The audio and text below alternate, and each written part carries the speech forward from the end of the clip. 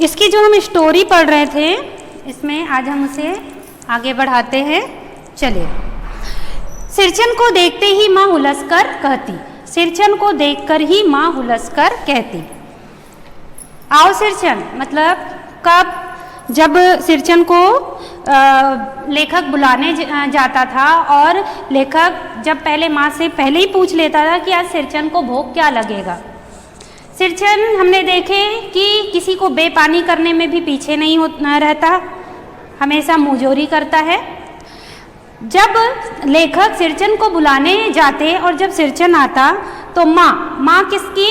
लेखक की माँ जैसे ही सिरचन को देखती और कहती हुलसकर, आओ सिरचन, आज नैनू मथ रही थी। आओ सिरचन, आज नैनू मथ रही थी। नैनू जिससे घी बनाया जाता है ना, मही दही को माथ कर जो ऊपर वाइट जम जाता है, जिसे हम मक्खन भी कहते हैं, उससे घी बनाते हैं, उसे नैनू कहा जाता है। आज नैनू माथ रही थी तो तुम्हारी याद आई। तो तुम्हारी याद आई। क्यों याद आई बेटा? क्योंकि उन्हें लेखक की माँ को पता है कि सिरचन जो है खाने में चटोरे, उसे नैनू बहुत पसंद है। घी की हांडी के साथ चूड़ा तुमको बहुत पसंद है ना? क्या कहती है आगे वो? घी की हांडी के साथ चिवड़ा, यानी घी के साथ उसे क्या पसंद है सिरचन को? चिवड़ा। और बड़ी बेटी ने ससुराल से संवाद भेजा है कि उसकी ननंद रूठी हुई है। बड़ी बेटी ने मतलब माँ की बड़ी बेटी ने अपने ससुराल से ऐसा संवाद भेजा है, ऐसा संदेशा भेजा है कि वह रूठी हुई है। काहे के लिए? मोथी घास की शीतल पाटी के लिए। मोथी की शीतल पाटी के लिए। कल हमने 2 वर्ड क्लियर कर लिए थे। मैं इस वर्ड पे इसलिए ज़्यादा जोर दे रही हूँ बेटा, क्योंकि ये हमारे बोलचाल की भाषा में नहीं होते हैं और ये क्वेश्चन के आंसर में है ना। ये दोनों चीज हमने कल पढ़ लिए थे। आज एक वर्ड आया है मोथी। मोथी एक प्रकार की घास होती है बेटा, है ना। इस घास से ही शीतल पाटी बनाई जाती है, ठीक है। मोथी की शीतल पाटी के लिए मतलब माँ की बड़ी बेटी ने अपने ससुराल से संवाद भेजा है कि मुझे सिरचन के हाथ की बनी हुई मोथी की शीतल पाटी चाहिए। क्लियर? आगे देखें। सिरचन अपनी पनियाई जीभ को संभालकर हंसता। पनियाई जीभ, जीभ से पानी निकल रहा है उसके, मतलब मुंह में उसके पानी आ रहा है। कब? जैसी उसने सुना कि माँ ने क्या मथा है, मतलब क्या बनाया है, नैनू मथा है और नैनू के साथ उसे क्या देने वाली है, चिवड़ा देने वाली है। तो जब वो ऐसे सुनता है तो उसके मुंह में पानी आ जाता है और कहता, घी की सौंधी सुगंध ही तो सूंघ कर आ रहा हूँ माँ जी। क्या कहता? कि घी की सौंधी खुशबू सुगंध को सूंघ कर ही आ रहा हूँ माँ जी, नहीं तो शादी ब्याह के मौसम में दम मारने की भी छुट्टी नहीं मिलती। क्या कह रहा है? शादी ब्याह के समय में, यानी शायद वो जो समय है वो शादी ब्याह का समय है और शादी ब्याह के समय उसे घर घर बुलाया जाता है। तो वो क्या कह रहा था कि सौंधी, किसकी? घी की सौंधी सुगंध तो सूंघ कर ही आ रहा हूँ माँ जी, नहीं तो इस शादी ब्याह के मौसम में, समय में दम मारने की भी छुट्टी नहीं मिलती। दम मारना क्या है बेटा? ये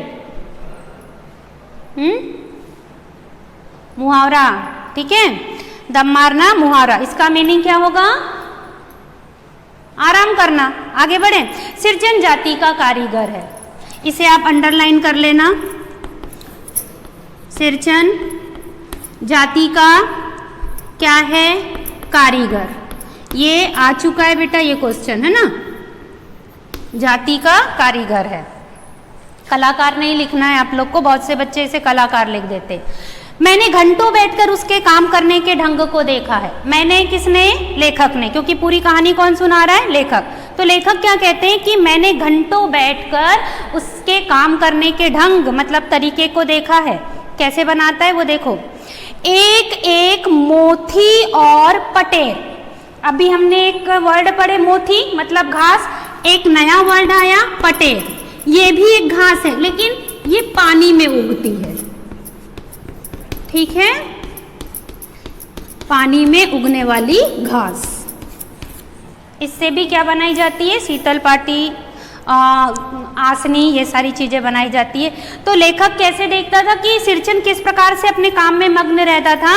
एक एक मोती और पटेर को हाथ में लेकर बड़े जतन प्रयत्न से उसकी पहले कुच्ची बनाता था। कुच्ची मतलब पूरी घास को वो इकट्ठा कर लेता था और उसके एक छोर को बांध देता था। फिर कुच्चियों को रंगने से लेकर सुतली सुलझाने में उसका पूरा दिन समाप्त हो जाता था। मतलब क्या हुआ कि आलसी था, इस बात से क्लियर हो रहा है कि वो आलसी है। सिर्फ कुच्ची बनाने और उस कुच्ची को रंगने में ही उसका पूरा दिन, यानी एक दिन की उसकी मजदूरी पूरी चली जाती थी। काम करते समय उसकी तन्मयता में जरा सी बाधा पड़ी, यानी जब वो अपने काम में मगन रहता है और किसी ने किसी भी प्रकार से कुछ बोल दिया, उसके कानों में पड़ गया, या किसी ने डायरेक्ट आकर उसे कुछ बोल दिया, तो बस क्या करता है, गेहूं सांप की तरह फुफकार उठता। गेहूं सांप की तरह फुफकार उठता, जैसे कि कोई सांप जैसे फुसकारता है, उठता और फिर किसी दूसरे से करवा लीजिएगा काम, यानी सामान को पटक देता और क्या कहता कि फिर किसी दूसरे से यह काम करवा लीजिएगा। सिरचन मुंहजोर है, कामचोर नहीं। वो खुद कहता है कि मैं मुंहजोर जरूर हूँ, कि किसी को भी मैं कुछ भी जल्दी बोल देता हूँ, लेकिन मैं कामचोर नहीं हूँ। बिना मजदूरी के पेट भर भात पर काम करने वाला कारीगर कौन, सिरचन। लाइन को ध्यान से सुनना, बिना मजदूरी के पेट भर भात पर काम करने वाला कारीगर है ये। इसे पैसे नहीं, इसे पेट भर आप भात दे दीजिए और अपना काम करवा लीजिए।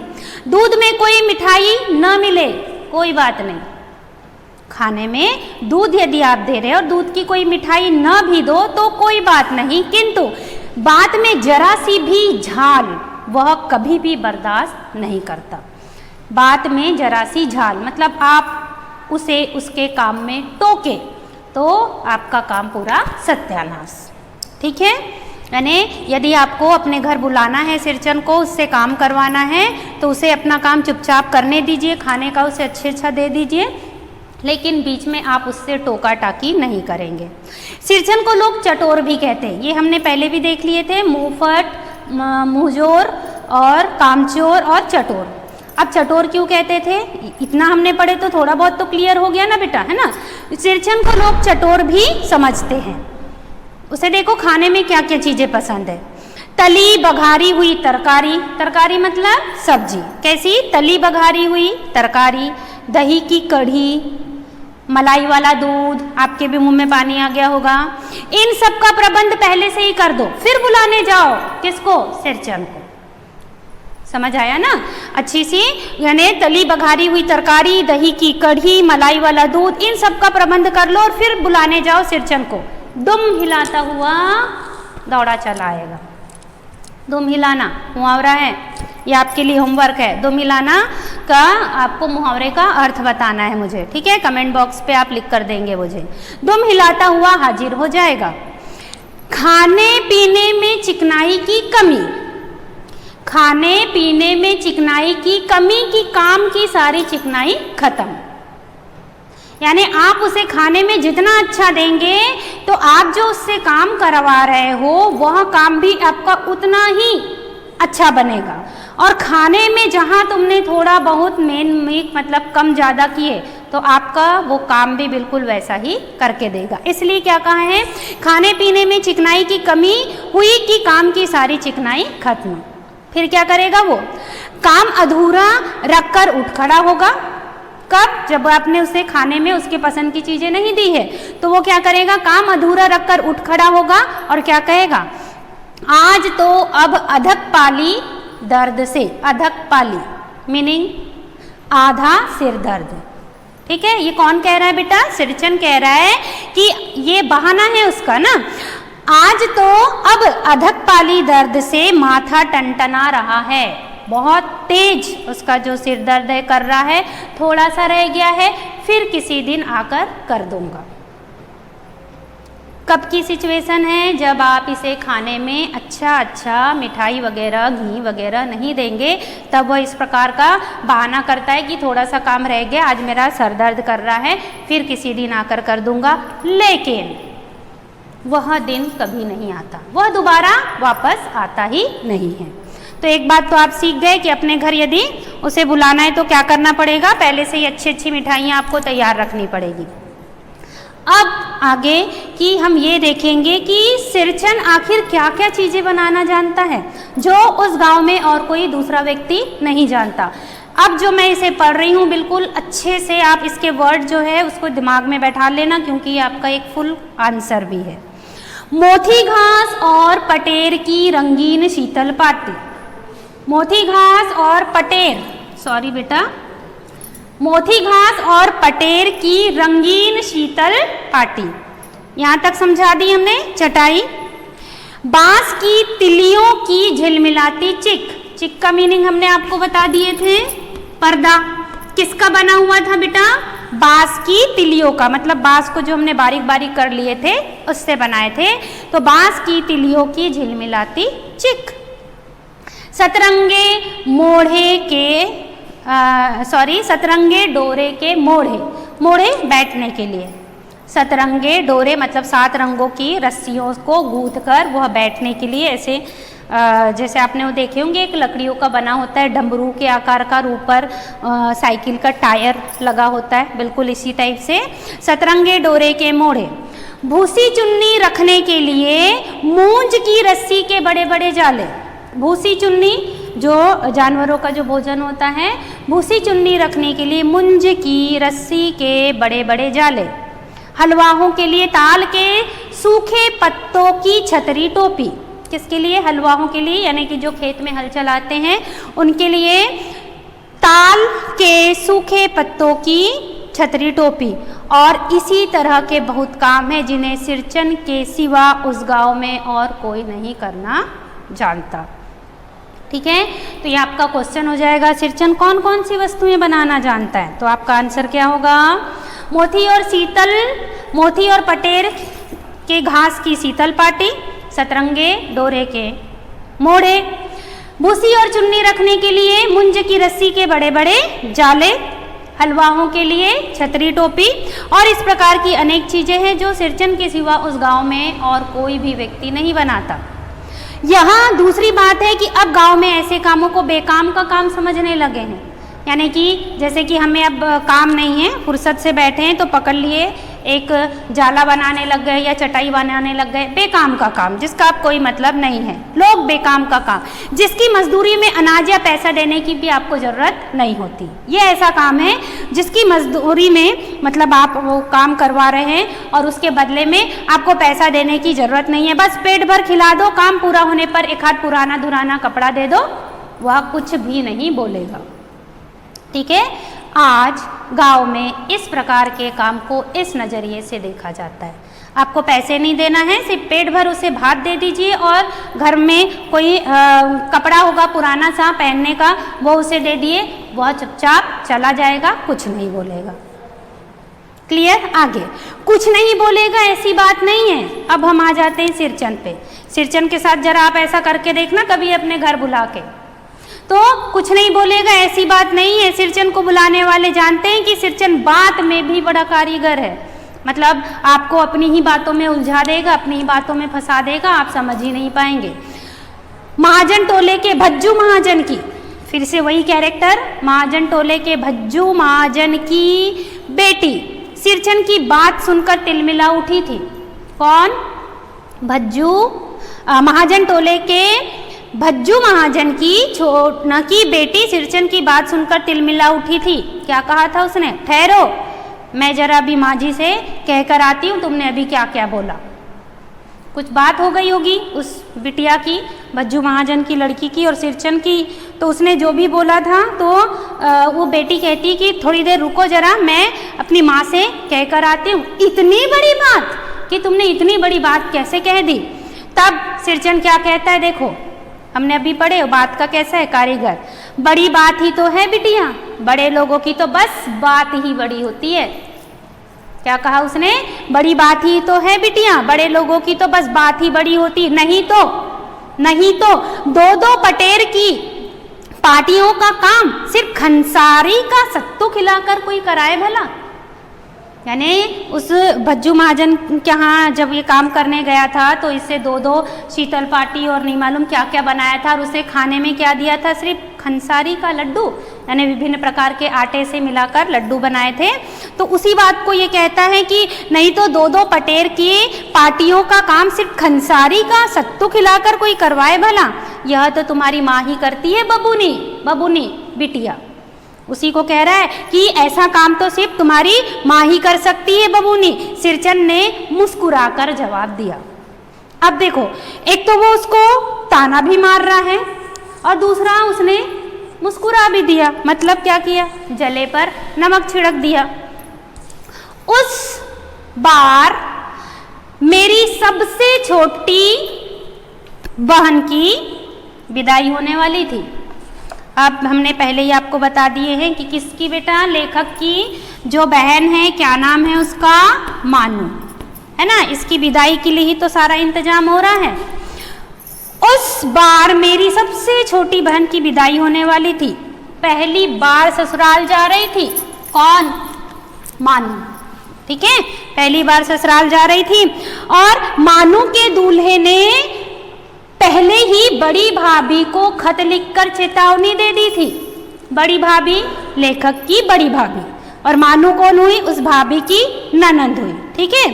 तो मानू के दूल्हे ने पहले ही बड़ी भाभी को खत लिखकर चेतावनी दे दी थी कि मानू के साथ मिठाई की पतीली मतलब बर्तन, मानू के साथ मिठाई की पतीली भले ही न आए कोई बात नहीं, लेकिन 3 जोड़े फैशनेबल चिक के साथ अगर मानू ससुराल आएगी तो उसे बैरंग वापस भेज दिया जाएगा। अब आप सोच सकते हो कि वहाँ मिठाई का कोई महत्व नहीं रह गया है। वहाँ पे महत्व किसका है? देखो, फैशनेबल चिक, शीतल पार्टी, मोढ़े, इन चीज़ों का महत्व रह गया। तो मानू का जो दूल्हा है, मतलब मानू का जो पति है, अफसर भी है वो, उसने पहले ही चेतावनी भेज दी थी कि जब मानू ससुराल आएगी तो भला ही वो अपने साथ मिठाई लेकर नहीं आए कोई बात नहीं, लेकिन यदि वह 3 जोड़ी फैशनेबल चिक यानी पर्दा, है ना, के साथ यदि वो ससुराल के बिना यदि वो ससुराल आएगी तो उसे बैरंग मतलब जैसा का वैसा वापस भेज दिया जाएगा। तो इसलिए 1 सप्ताह पहले से ही सिरचन को बुलाकर काम पर तैनात कर दिया गया था। अब समझ आया सिरचन को क्यों बुलाया गया था? क्योंकि मानू के ससुराल से ऐसी पहले ही चेतावनी भरा खत आ चुका था। तो इसलिए सिरचन को कितने दिन पहले बेटा? शादी के 1 सप्ताह पहले से ही इस काम पर तैनात कर दिया गया था। और माँ ने कहा, देख सिरचन, इस बार तुझे नई धोती दूंगी, वो भी असली मोहर छाप वाली धोती। मन लगाकर ऐसा काम करो कि देखने वाले देखकर देखते ही रह जाए। यानी इस प्रकार से बोलकर सिरचन को पहले ही उसके काम पर तैनात कर दिया गया था। अब देखो, काम में मगन सिरचन कैसे अपने काम करने बैठता है। पान जैसी पतली छुरी से, पान जितना पतला होता है, छुरी जो उसे अपना सामान बनाने में जो उपयोग में आएगी जो छुरी है, वो भी बिल्कुल पान जैसी पतली छुरी से बांस की तीलियों और कमानियां मतलब लंबी सी लकड़ी को चिकनाता हुआ सिरचन अपने काम में लग गया। रंगीन सुतलियों में डब्बे डालकर वह चिक बुनने के लिए बैठा। चिक्की में नहीं, पर्दा, है ना। रंगीन सुतलियों में डब्बे डालकर वह चिक बुनने बैठा। 1.5 हाथ की बिनाई देखकर हम समझ गए थे। घर वालों का कहना है कि 1.5 हाथ की बिनाई देखकर हम समझ गए कि इस बार एकदम नए फैशन की चीज बनने वाली है, जो हमने पहले कभी नहीं देखी, जो कभी सिरचन ने नहीं बनाया। उसका काम ही वास्तव में इतना सुंदर होता था। मंजली भाभी। अब उस घर में लेखक की 3 भाभियां हैं। अभी हमने बड़ी भाभी के बारे में बात करें, अब हम मंजली भाभी के बारे में बात करें। मंजली भाभी से रहा नहीं गया। पर्दे की आड़ से ही बोली, मतलब पर्दा जो घर में लगा हुआ है उसके पीछे से ही बोली, पहले ऐसा जानती कि मोहर छाप वाली धोती देने से ही अच्छी चीज बनती है, तो मैं अपने भैया को ही पहले खबर भिजवा देती। अपने भैया को मतलब कहाँ, अपने मायके में। काम में व्यस्त, बिजी ना, काम में व्यस्त सिरचन के कान में यह बात पड़ गई। मैंने आपको पहले ही बताई थी कि सिरचन को यदि अपने घर का काम करने बुला रहे हो तो बस उसे खाने में अच्छा अच्छा दे दो। जरा भी तुमने उसके काम में किसी प्रकार की बाधा लाई या कुछ ऐसा वैसा बोल दिया तो सिरचन चुप बैठने वाला नहीं है। अब जब मंजली ने, भाभी ने ऐसा कहा कि मुझे ऐसा पता रहता कि ऐसे काम कराने के लिए उसे क्या देना है, नई धोती मिलेगी, वो भी असली मोहर छाप वाली धोती, तो मैं पहले ही अपने मायके खबर भिजवा देती, वहाँ से ही कोई बना कर ले आता। तो जैसे ही सिरचन के कान में यह बात पड़ी तो बोला, मोहर छाप वाली धोती के साथ रेशमी कुर्ता देने पर भी ऐसी चीज नहीं बनती बहुरिया। क्या बोला उसने कि मोहर छाप वाली धोती के साथ रेशमी कुर्ता देने पर भी ऐसी चीज नहीं बनती बहुरिया। मानू दीदी काकी की सबसे छोटी बहन बेटी है। मानू दीदी, काकी, काकी मतलब लेखक की माँ है ना। मानू दीदी काकी की सबसे छोटी बेटी है और मानू दीदी का दूल्हा भी तो अफसर है, इसलिए मैं मन लगाकर उसके लिए यह कार्य कर रहा हूँ। बस मंजली भाभी का मुंह लटक गया, ठीक, गुस्सा हो गई।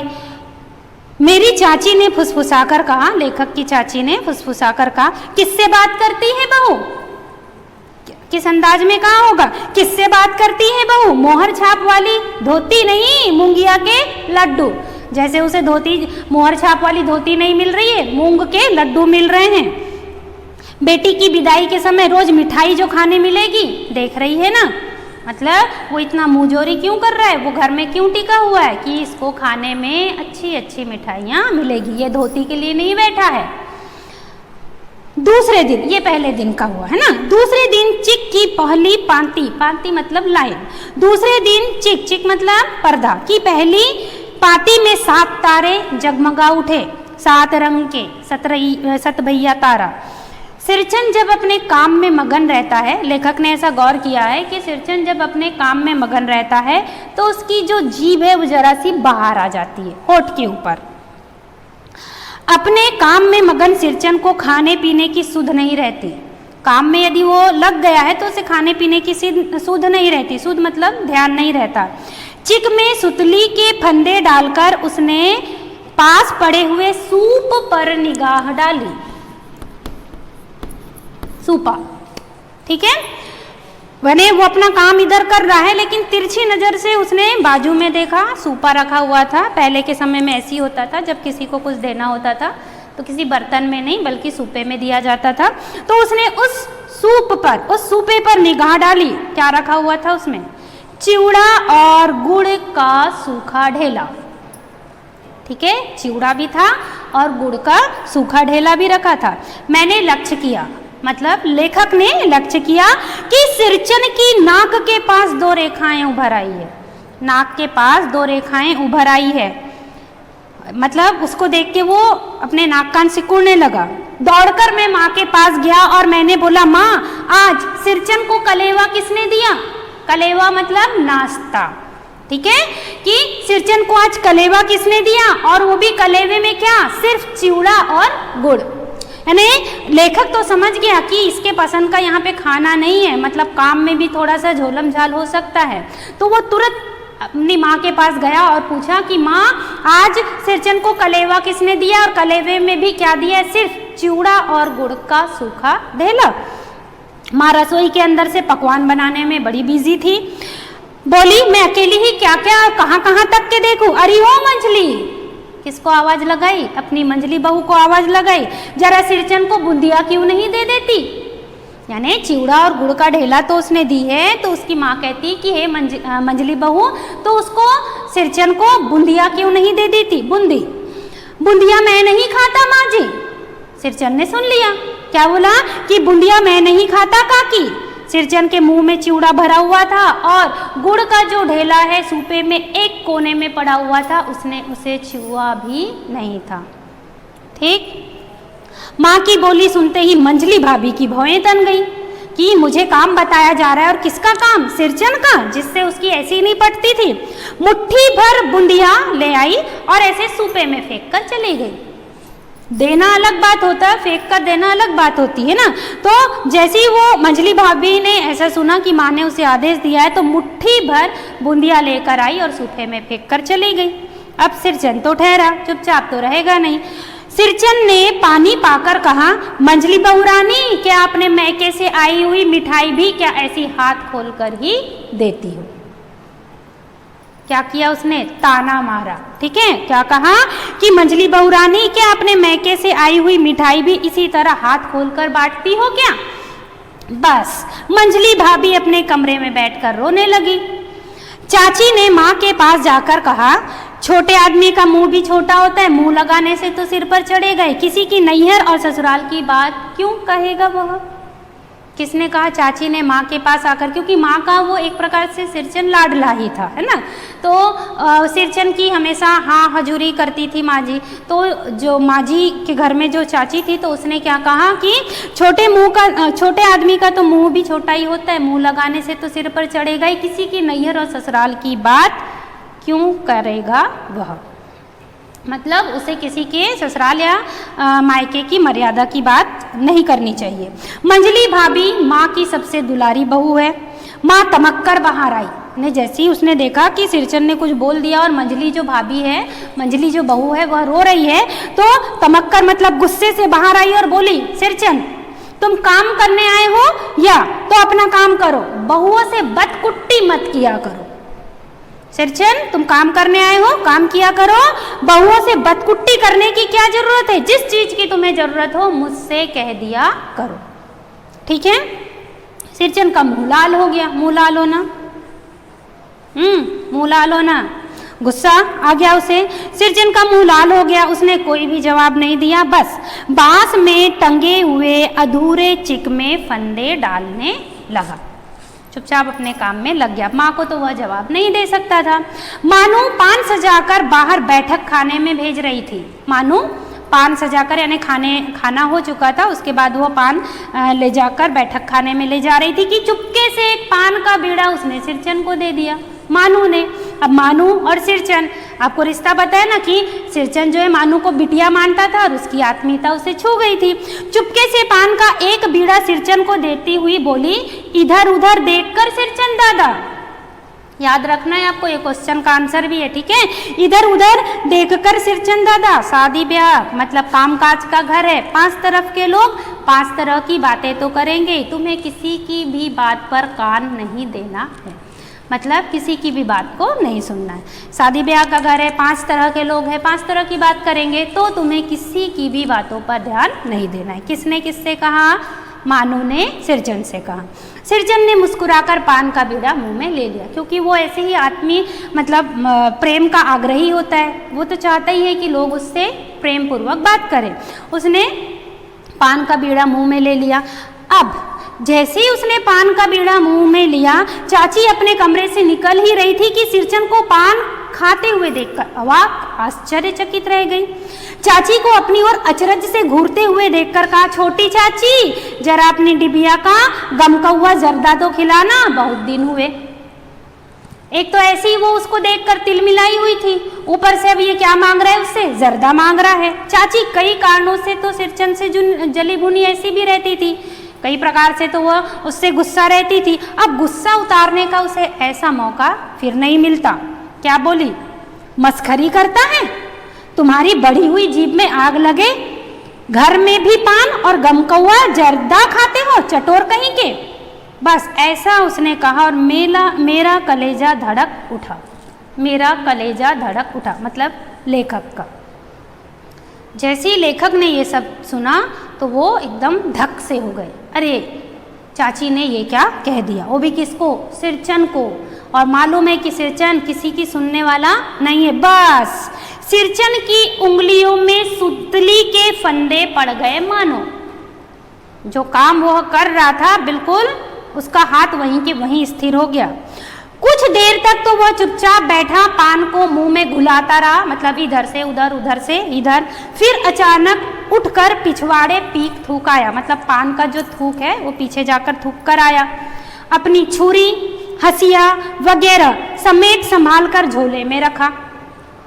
हसिया, छुरी, ये क्या था? उसके औजार थे, उसके काम के जो सामान थे, उसे क्या किया उसने? एक झोले में भर लिया। झोला देशज शब्द है, ठीक है।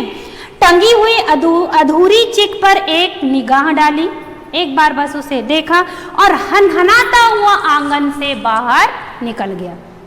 सोचो जब तुम्हें कोई कहे और तुम्हें गुस्सा आ जाए तो तुम कैसे